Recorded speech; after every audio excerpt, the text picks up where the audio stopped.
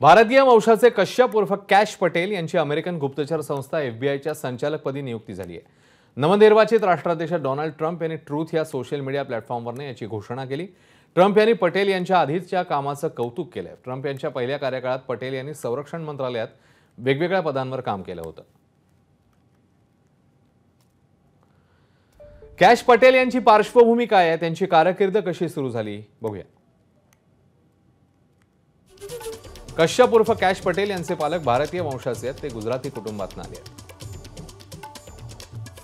पटेल यांचे पूर्वज पूर्व आफ्रिकेतून अमेरिकेमध्ये स्थायिक झाले। पेशाने वकील आहेत। फ्लोरिडामध्ये सरकारी वकील म्हणून कारकिर्दीला त्यांनी सुरुवात केली। नंतर अमेरिकन कायदा मंत्रालयामध्ये सरकारी वकील म्हणून त्यांची नियुक्ती झाली।